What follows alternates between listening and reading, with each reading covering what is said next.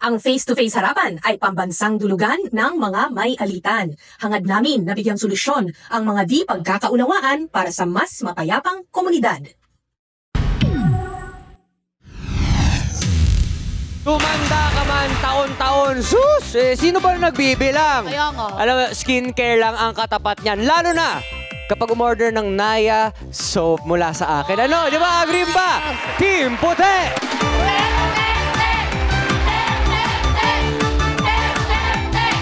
Bilangin ang blessings. Alam mo yan talaga ginagawa pag birthday. Tsaka syempre, bukod doon, mag-celebrate. Kasama ang lahat ng minamahal, nagmamahal, at mahal magregalo. Yun talaga. Maganda yun, maganda yun. Tama ba yun, Team Pula?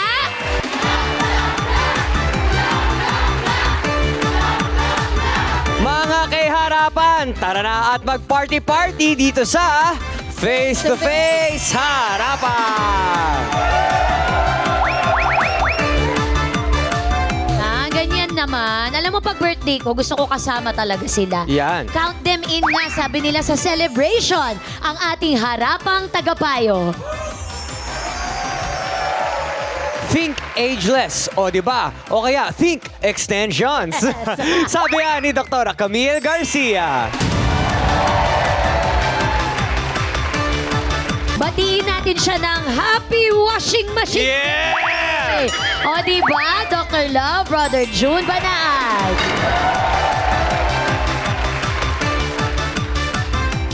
Always alive and kicking at may daladalang sariling starfish, kaya ready to party na siya ang one and only Attorney Lorna Kapunan.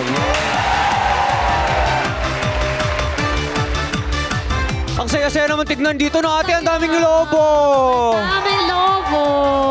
Totoo yan, Ryle. At alam mo na, ang sabi nila, pag maraming lobo, may birthday! Okay, kaya buksan na ang telon, iwagayway ang mga kamay at eto na ang ating birthday celebrant, the empowered woman, ang nag-iisang atin ng masa, Corina Sanchez Rojas! Ate Coring! Ate Kuring! Ate Kuring! Ate Kuring! Happy birthday, ate!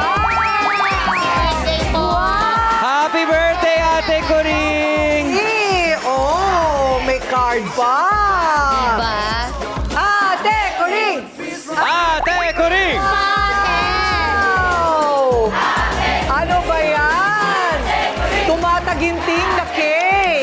Wow naman! Ready? Happy birthday to you! Happy birthday to you! Happy birthday! Happy birthday!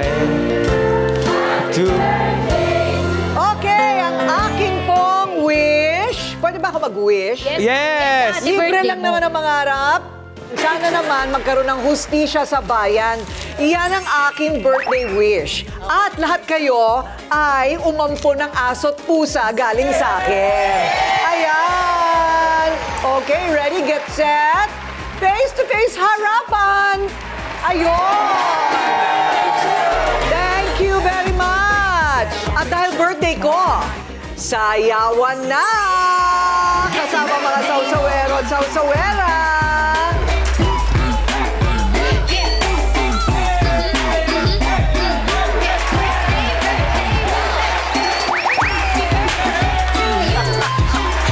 Ay, talaga naman! Ate Coring, nakita ko na ang mabibiyayaan ngayong birthday mo. Ang ating sayawerong sausawero ay si Mami!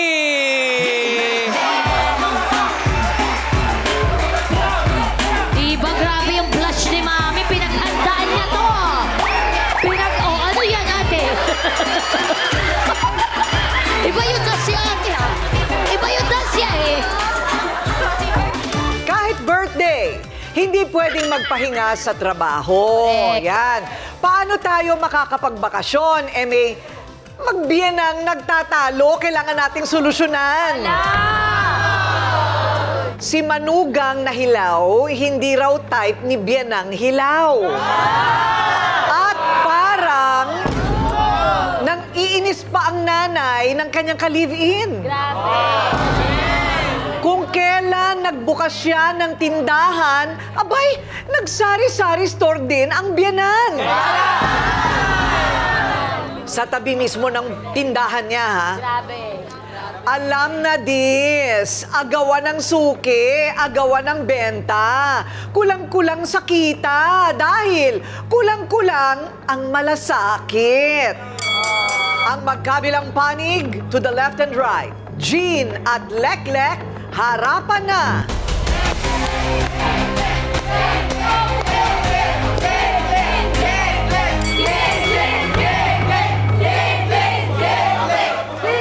So, ano ang problema? Ano po, nang nagbukas po kasi siya ng tindahan na wala-walang papasabi sa akin.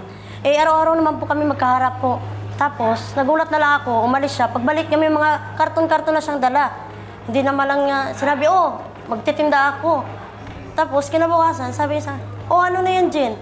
Nagliligpit ka. Kung magliligpit po ako, kasi naman lang, eh, nakaka-insulto po sa akin yan eh. Eh, nagbabayad ako sa inyo ng upa, tapos ganyan. Hindi niyo mo lang sinabi sa akin. Nagbabayad ka ng Opo. 2,000 po kada buwan po. Inaabot ko po sa kanya. Ang tanong, anong hindi nyo pinagkaintindihan? Yung pakikialam? Oo. At saka ano po, tuwing po kasi may sahod po yung asawa ko po, pag nagano po, kailangan po niya sabihin, oh ano Jen, ano, di wala kayo abot sa akin ngayon? Oo, Parang ganun pero po. meron kayong renta.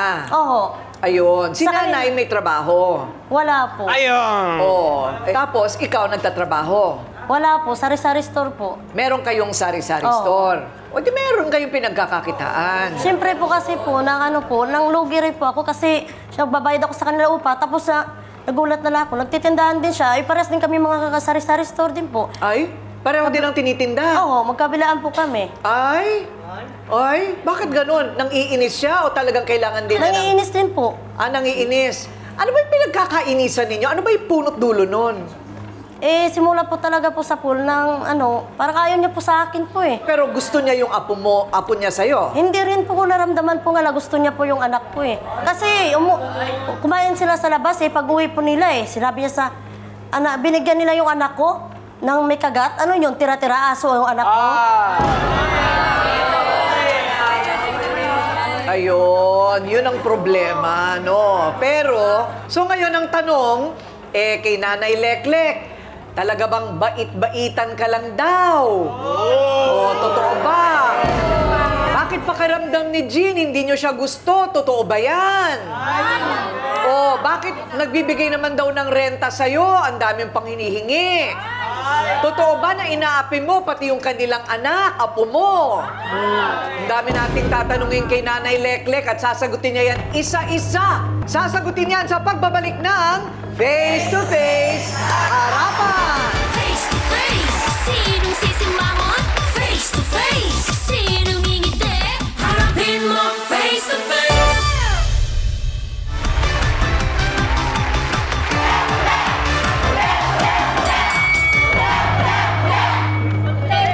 Ayan, okay. So, ang masasagot naman ngayon si Bianan. Okay, Nanay Leklek, talaga bang ayaw mo kay Jean? Bakit ayaw? Ayaw sa ugali. Ayaw sa ugali? Totoo ba na ikakasal pa lang sila, ayaw mo na sa kanya? Bakit hindi ayaw kung gusto ko? Oo Ay. nga, ang gulo na. Oo nga naman. Nanay Lek, Tama, tama. ayaw kung May point, gusto. may point. Ha? May point siya doon. Oo, correct. Teka muna, ibig niyo sabihin, bakit magkakatuluyan kung ayaw mo? Opo. Ayun. So, hindi ka naman kontra. Hindi naman sa kontra ko, mama. Ang ano lang kay, hindi kami magkaintindihan talaga. Kasi yung payuhan ko siya nga, magtinda ka araw-araw. Huwag ka sira, bukas. Kung maghatid ka sa anak mo doon, uy, kake, sayang naman sa araw-araw mo. Hindi naman siya magbukas. Doon na lang siya doon sa anak niya nga, hanggang tanghali, doon maghinintay. Paano yung negosyo niya? Ayun! Teka muna, anong ginagawa mo? Bakit ikaw umuwi ka agad? Binabantayan ko po yung anak ko po hanggang po sa pag-aw. Hindi mo na kailangan bantayan yun. Kasi po, Ano kasi, pag iniwan ko siya doon, hindi pa kasi siya sanay nga, iwan siya po. Oh. Umiiyak kasi siya doon. Hanggang ngayon, ilang taon na ba yan? 6 years old. Ay, wala Ganun na. talaga yung ting. Yan Tsaka po mo. sila po kasi, wala po silang iniintindi. Sarili lang po nila eh. Ganun talaga, iniiwan ng anak sa eskwelahan. Doon na naman po ako sa labas po, hindi naman po sa loob mismo ng klase. Kahit na, Day. Paano nga ba yung tindahan mo? Sino magbabantay doon? At saka po, iniwan ko naman po. Bayad naman po ako sa kanila po eh. Buwan-buwan naman po yun eh. Ang problema, mas maganda kasi ang kikitain kung nandun ka. Paano ka kikita kung parating sarado? Pag ano po kasi, pag uwi ko naman po, hanggang 24 hours naman po ako eh. Hanggang umaga naman po ako, magdamaga naman ako magbabantay. May bumibili pa ba ng alas 2 sa Opo, meron umaga? po. Lalo naman po, pagdating naman po ng gabi, marami naman bumibili. Oo. Pag ganitong oras po kasi, mahina po talagang benta. Ayun. Meron Pero po yan. hindi ka naman pumapaltos ng 2,000 kada Oo. buwan. Hindi naman po. Wala po akong palya po. O yun naman pala, Nay. Bakit nga ba kailangan nakabukas yung tindahan niya? Hindi ma'am, araw-araw talaga yan ma'am. Ang ginagawa niya. Dapat hindi magsirado bukas, sirado bukas. Paano yun? Gabi. Oh. Gabi ka, hindi ka naman magbantay ka na lang magbantay. Anak mo bantayan, ang tindahan mo, puro sirado, puro Siyempre, sirado. pumupokus ako Di, may sa balak umaga ko sa nga anak ko magtinda eh. talaga. Kaya nahiniyangan ko sa araw ng araw, bukas. Gabi, bukas. Sirado, puro sirado. Nasubukan ko talaga magbukas ng 6 hanggang alas 3 ng hapon. Yung benta ko 300 lang. Mas ikinukumpara ko yung panggabi kong benta. Umaabot ako ng 2,000, minsan 1,500, minsan 1K.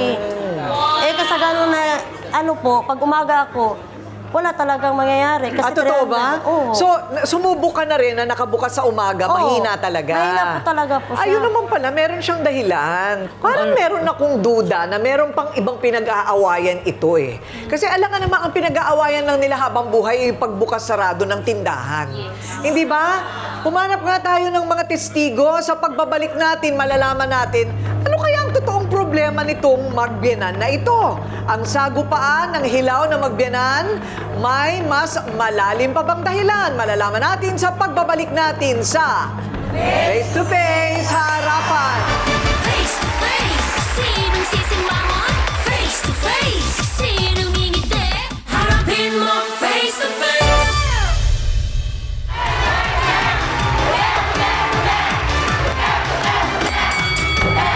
O, kampihan na! Malalaman natin para di ako makapaniwala na ganun lang kasimple ang pinag-aawayan nila. Tingnan natin kung may mas malalim na dahilan. Siya raw ang BFF na naka-back up lagi kay Jean. Heto na sila, Eli, humarap ka na.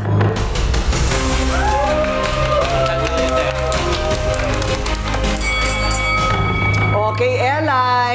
So ano naman ang nasasaksihan mo dito sa hindi nila magpagkakasundo? Yung laging inaaway niya, yung manugang niya, yung laging pinapahiya sa labas, gano'n daw. Porque wala yung asawa, lagi nang inaaway yung manugang nila. Kasi dati pa talaga, ayaw niya sa ugali ng manugang nila. Tapos po yung, siguro dahil din sa pagpadala ng asawa niya, siguro nagano din sa bela niya.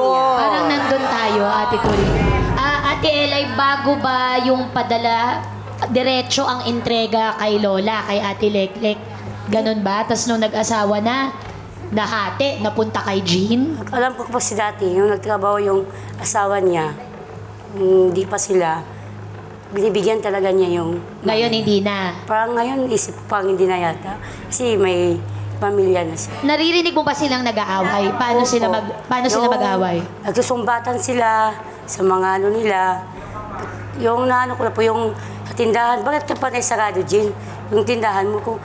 Wala na po yung biyanan niya dun. Kasi nga, si Jean, may anak din siya eh. Siya lang dalawa lang sila. Inahatid niya muna yung anak niya.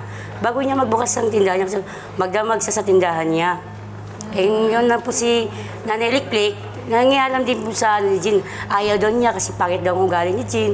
Baka may pagtampuhan din po yata sila. Tampuhan na galing saan? May ano rin po, parang may favoritism din siya sa loob po ng bahay. Sino paborito niya? Yung isa niya pong anak po.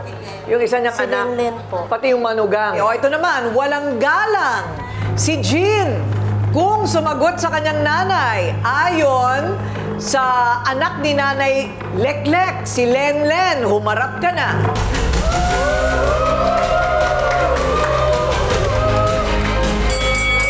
entrada ni Lenny. Para, oo, sabi... Talaga namang parang ano eh. Bakit galit na galit po si Nanay Leklek kay Ate Jean? Kasi po, pag nag-aaway po yan sila, ano po, pag naawat ko po yan silang dalawa, nag-aaway po yan, nagdasumbatan, ganito po. Tapos sasabihin niya, kakampihan ko yung magulang. Siyempre, magulang ko po yan eh. Magulang ko po yan. Siyempre, favoritism ka eh. Hindi ganun, Jen. Hindi ako pantay-pantay ang pagmamahal sa atin ni Mama. Hindi yan pantay. Oh, iniisip mo lang na Kasi kami nangungupahan kami, ikaw hindi eh. naiintindihan mo ako. Di ba, alam mo naman yan yung sitwasyon ko, Jen. Oh. Dapat pantay pa rin Ayoko. kasi lahat kayo anak eh. Magulang ko yan eh. Ako nasasaktan ako, magulang ko yan. Pero siya, Ate Lenlen, pamilyado na kayo. Pamilyado na kayo. Opo. Eh, sila din, pamilyado din naman. Anak din, wala pang Wala anak. po akong asawa, hiwalay po ako. Ano yun, sorry? Hiwalay po. Hiwalay. Pero may anak na po kayo. Opo. Si mama Oh. kasi may favoritism talaga kasi syempre pag kumain sila sa labas, yung anak ko hindi nila pa napakain. Pag uwi, agad, ano yun? Aso? Bakit ganun? Ikaw nakakuluwag. Si Jun, dinirespeto ka na dahil kapatid ko yung kapatid ng asawa mo. Oh.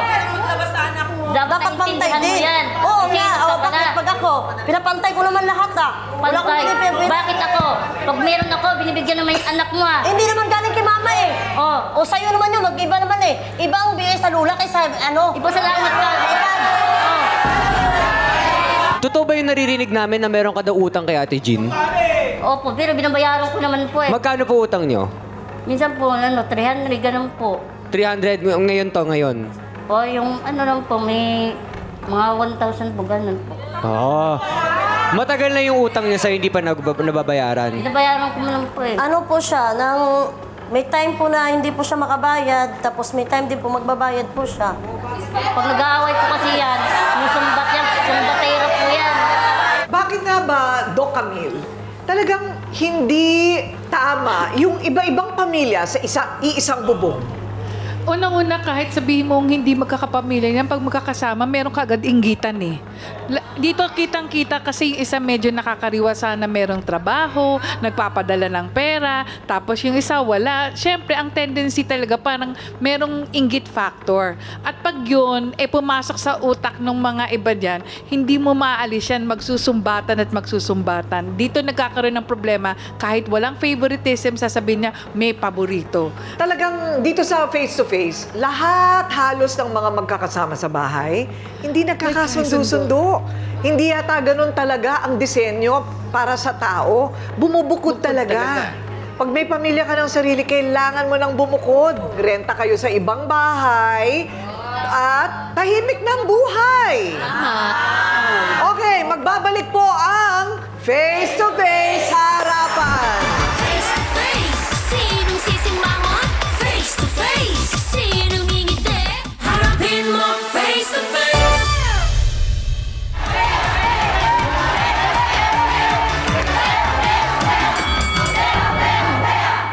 Okay, nako, birthday ko ngayon ha. Kailangan makahanap tayo ng solusyon. Pa-birthday nyo na sa akin ito. Okay, so, anong masasabi ng ating mga sausawerang puti? Bilang pong nakakatanda sa lahat, dapat po lawakan nyo po yung pag-intindi nyo since anak nyo rin naman po yung involved. And isa pa po, yung asawa naman po ng anak nyo since nagbibigay naman po siya ng renta, dapat po yung decision sa kanya na lang din kahit bukas sara yung tindahan or ilang oras siya sa labas. And also, hindi naman din po kayo pinagbabawalan na magnegosyo. Nakaka-asar lang din po or parang walang respeto na nilalabanan nyo po yung negosyo ng anak ng asawa nyo. Pwede naman po kayo magnegosyo ng iba like lutong ulam or what, pero yung papantayan nyo po yung negosyo ng anak ng asawa nyo, parang hindi na po okay yun. Yung sa amin naman po, ang ano lang is, syempre, nasabi na rin na mas nakakatanda. So, kahit konting galang, kahit naman po na nagkakaroon sila ng diskusyon, ng diskusyon, ng initan, sana po kahit konting respeto lang, kahit, kasi nanay pa rin naman po siya ng asawa, ng kinakasama niya eh. Tapos yung dun po sa issue ng sa anak, baka po kasi ang tingin lang po ng lola is, kaya naman pong i-spoil ng magulang. So hindi niya na rin po sinasama dun kasi kasama niyo naman po siya sa hatid sundo. Tapos inihintay niyo pa po. So parang nakikita niya na may kalingan niyo naman po. Ayan! Attorney Lorna, putol na bang obligasyon ng anak ni nanay, yung lalaki, sa kanya ngayon na may pamilya na siya? Oo, kasi klarong-klaro sa batas natin, yung support, ang primary na dapat bigyan, yung pamilya, asawa at anak. Wala nang obligation to support yung mga in-laws. Ngayon, kasi kasi may pamilya ka na, no? Pangalan mo, si Jean, no? Jean, kaya niya naman magsarili na. Kasi ang problema dyan, wala talaga dito sa face-to-face, wala talagang hindi nag-aaway na nagli-live-in together sa isang bahay. At saka yung 2000 na yan, pwede ka nang umupa ng ibang o mag-isip ng ibang business or magrenta ng iba pang room. Para yung nanay, yung mother-in-law mo, pwede namang parentahan rin yung room na magiging vacant. So, may solusyon yan kung gusto nyong maghanap ng solusyon. Ang hindi lang nababayaran yan, yung mutual respect. Siguro yun ang problema. Hindi pera, hindi business, hindi katamaran, kundi respeto sa isa't isa, no? Doon siguro ang ugat kung bakit hindi kayo nagkakasundo. Hindi nyo rinirespeto ang isa't isa. Ayan, respeto. Pero naku, ewan ko lang sa aking karanasan, yung respeto, yung hindi pakikialam, parang imposible pagka ang dami nyo sa iisang bahay. Biro mo, 4 na pamilya nasa loob ng isang bahay. Ayun na nga, tapos may isang matanda. Talaga magkakainggitan, may pagkukumpara, may sitahan, nakikita lahat. Ay naku, hindi ba? Kaya nauso yung pagbubukod Dr. Love. Sino ang dapat magpakumbaba? Sa kultura nating Pilipino, ang manugang. Kasi nakatatanda yung biyanan. Pangit man ang ugali ng biyanan, ang mga manugang kinakailangang alang-alang na lamang sa siya ang ina ng aking asawa. Re-respetuhin ko siya bilang ina, pangalawang ina. No? Sa itsura ngayon, mukhang taasan ng boses no? Tingnan natin muna. Lek-lek, tapos na yung responsibilidad mo sa anak mo. No? Although nakatira doon sa bahay mo, wag mo nang asahan, no? At sana naman ang ginawa mong negosyo, nag-barbecue ka, kamote Q, banana Q, different doon sa negosyo niya na sari-sari store. Kasi ang tingin ng tao, parang nananadya ka sa kanya, no? And tigilan na natin, wag na tayo makialam sa buhay nila unless hingin ang payo o tulong mo bilang magulang. Kay Jean, asan si Jean? Jean, walang matutuwang tao sa iyo kapag nakita niya nagtataas ka ng borsa sa biyanan mo. Kahit anong sama ng ugali ng biyanan mo, tiisin mo. No? Yung mahusay na pakikipag-usap, irespeto mo. Ang pinakamaganda dyan, yung bumukod na kayo ng bahay. Kasi hindi na kayo magkakasundo ng biyanan mo Mukhang itinanim mo na sa isip mo na talagang masamang biyanan siya No? Ganon din siya sa'yo. Bumukod na kayo, may pamilya kayo, gumawa kayo ng sarili niyong kaharian. No? Oo, palagay ko rin Yun ang magandang solusyon. Doc Camille, totoo bang halimbawa, hindi mo nagustuhan ng isang tao sa simula pa lang, wala nang gagawing tama yun? May ganon? Meron kasing tinatawag yung sabihin na natin, yung pag-unang tingin pa lang, nagre-create na kayo ng attitude or behavior doon. Kaya yun yung hindi nawawala. Parang sinabi mo, unang tingin ba, parang hindi ko gusto yan, hindi ko gusto yung vibe na yan. So parang ang tendency, nagre-create ka ng attitude na ayoko dyan. So sana, pagdating dito, kasi si Jean, unang-una, Jean meron ako nakitang hindi magandang ugali. Dahil kasi parang anong sinasabi natin na palagi mong binabantayan yung anak mo. Una, magkakaroon ng, hindi yung anak mo ang may separation anxiety. Ikaw ang may separation anxiety dahil ayaw mong hiwalayan yung anak mo. So, paano matututo yung anak mo ng magiging self-reliant o kaya magkakaroon ng sense of independence? Ikaw mismo, ayaw mong humiwalay. Pag-isipan yung maigi dahil kasi maapektuhan dito yung anak mo 6 years old na makikita magiging iyakin dahil kasi reklamo kayo ng reklamo. Sana matapos lahat ito at magkasundo kayo. Ayan, magkasundo na nga kaya sila. Malinawan na kaya sina Nanay Leklek at si Jean. At ano na naman kaya ang aking aabonohin sa birthday episode kong ito? Ayan, malalaman natin pare-pareho sa pagbabalik. Wait lang! Ate Coring. Tapos na, ate. Hindi ka pa po pwede mag-commercial, Ate Coring. Pwede. Bakit? Kasi meron kaming surprise para sa inyo. Yes! Kaya Ate Coring, may mga pabati ang mga nagmamahal sa May pasayaw iyo. si Brother June? Yes! Let's watch this. Let's watch this.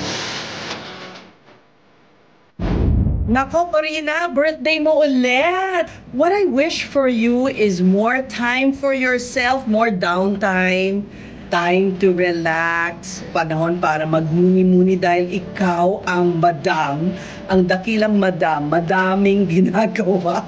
Again, happy birthday, Corina. Mwah. Hi, Corina. Ate Coring, happy birthday. Talaga naman, ang bilis ng panahon, ano? At tanging dasal ko at hiling ko sa Panginoon na biyayaan ka ng patuloy na maayos na kalusugan at marami pang taong sa industriyang ito. Hello, Ate Coring. It's us again. Sabi nga nila, you can never put a good woman down. That's you. Siyempre, ayaw natin yan, hinahangaan natin yan. Pagdating sa kredibilidad, panalo yan, Corina Santos. Kaya, binabati ka namin, Ate Coring, ng happy birthday. Ate Coring, happy birthday po. More blessings sa inyo, more projects at more shows. At sana po lahat ng inyong hinihiling ay makamtan ninyo at good health din po para sa inyo. Happy birthday! Ate Coring, happy birthday po sa inyo. Thank you very much for always inspiring us to be the best version of ourselves and to always live our best lives. God bless you always. Madam, Boss Amo, Ate Coring! Palita ako, 18th birthday mo daw. Happy birthday sa'yo. Enjoy your birthday. Stay safe, stay healthy. Enjoy it with the family, with your kids. Happy birthday po, Ate Coring. Wishing you all the best and take care and best of health. Happy birthday, Ate Coring! From your Good morning, kapatid family! Happy birthday, Nina!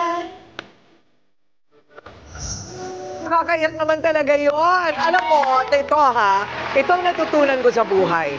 Sa dami ng mga negative sa paligid natin, sa dami ng mga taong wala lang magawa kundi magalit o kaya wala lang, gusto lang nilang magnega. Parang nakakatuwa na may mga taong tunay na nagmamahal sa'yo. Diba? Parang kung gusto ka nila, edi gusto rin kita ng doble. Maraming salamat sa inyong pabati. Thank you po. Maraming salamat. Yes, Happy birthday, Ate Coring. But wait, there is more from our trio tagapayo, starting with Doc Camille. Papayuan nila ako. Anong ginawa ko masama?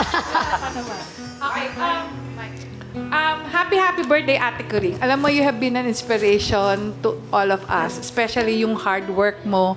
Tsaka kung natatandaan mo, yung first time na episode natin, palagi kong sasabihin, iba ang isang journalist at ikaw yun. Happy birthday, Ate Coring. Wow, thank you. Maraming salamat.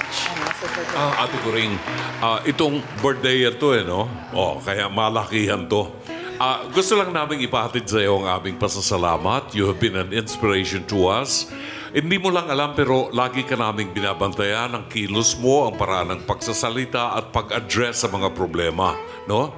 Dalangin namin sa mga nanonood sa ating programa, sana humaba pa ang programang ito, at mahabang buhay para sa iyo at ang biyaya ng Panginoon para patuloy ka naming makasama at makapag-inspire sa mamamayang Pilipino. Wow!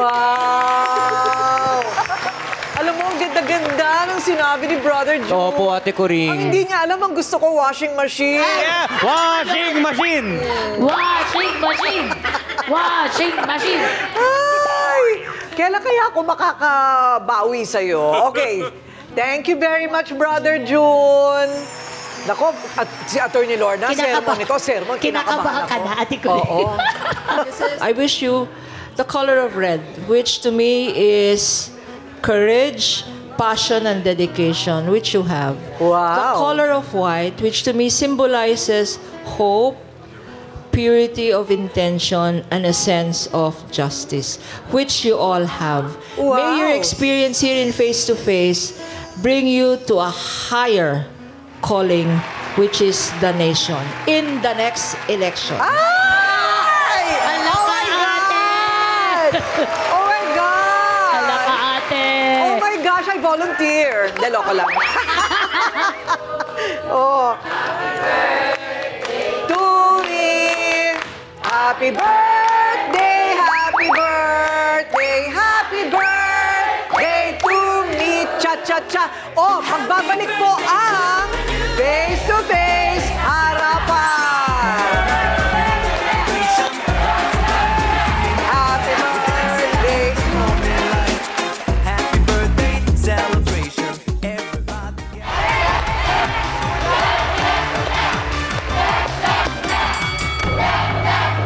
O ito dahil lang sa birthday ko ngayon. Dahil lang. Buti na lang, isang beses lang sa isang taon yan, ano? Okay, hahanap tayo ng pwedeng malipatan nila Jean. Na hindi nakakayanin ninyo at yung unang buwan na renta, ako nang bahala doon. Pumayag lang kayo at yung asawa mo na matigas ang ulo na bumukod na kayo, isama mo na ang iyong tindahan.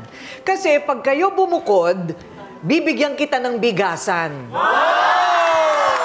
Si nanay, bibigyan ko rin ng bigasan. So maiiwan yung tindahan sa inyo, tapos ikaw, may sarili ka ring tindahan, lilipat mo lang, bibigyan din kita bigasan, ako nang sagot sa una mong buwan ng renta. Pagkatapos nun, yung may mga anak silang wala pang 4-piece. Doon, so lahat ng bata sa kanilang iisang bubong, ipapasok natin sa 4-piece. Okay? At itong si girl ay hahanapan ng trabaho sa barangay kasi wala rin siyang trabaho. Ayun. Yun ang nangyayari. So, at huli sa lahat, magpapakain ako sa inyong buong pamilya. Sumama ka na. Pupunta kayo sa isang restaurant, doon kayo, di ba? Para gusto ko, bati-bati, kahit na naghahanap na tayo ng bubukuran ninyo, bati-bati kayo at nagmamahalan. Kasi isang pamilya lang kayo, Nay. Ha? O sige, magyakapan na kayo.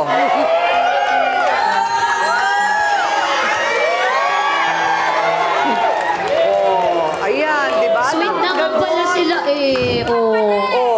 Okay, sa akin pong personal na karanasan, ito at ito rin ang aking naobserbahan. Kapag nagkapamilya na, at lalo na kung may iba pang pamilya sa ilalim ng isang bubong, hindi talaga umuubra, walang kapayapaan, walang pahinga na pakikisama at paninimbang, inggitan, kumparahan, sitahan, utangan, tapos walang bayad. Tayo'y binigyan ng kakayahan na bumukod. Sa ibang bansa, 18 pa lang kailangan nakabukod ka na. Eto pa, may asawa ka na't anak, nandiyan ka pa rin sa nanay mo. Kapag ayaw bumukod, madalas sa hindi, ang dahilan ay katamaran. Ito ba ang itinuturo natin sa kabataan? Hinihikayat ko ang lahat na bumukod sana sa sariling pagsisikap. Makikita ninyo ang biyaya ng Diyos kung pagkakatiwalaan lang ninyo na kaya ninyo at kayo ay kanyang tutulungan. Okay? Ang wish ko sana sa aking birthday, dagdag, wala sanang ni isang Pilipino na walang sariling tahanan. Okay? Yay! At dahil birthday ko nga, meron akong pa-birthday treat para sa lahat!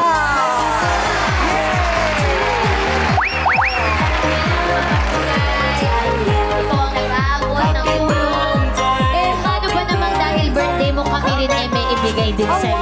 Meron talaga? Kaya na ang mga regalo yan siya! Happy birthday, Ate Kuchi! Mula sa mga saksawan sa Puyo. Ayan.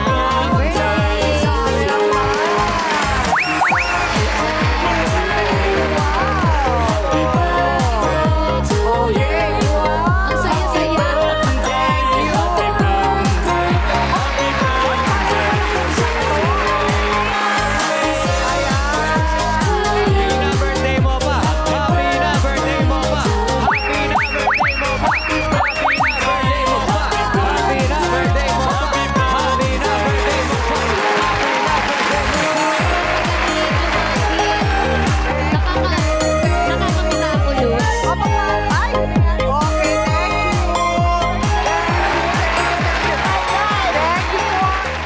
Maraming salamat po pala sa pabulaklak ng Gail's Flower Shop, sa food ayuda ng pastil sa tabi at pa-burger at hotdog sandwich ng CYO Charcoal Grilled Hotdog and Burger.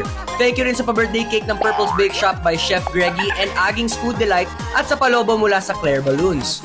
Talagang happy na birthday pa!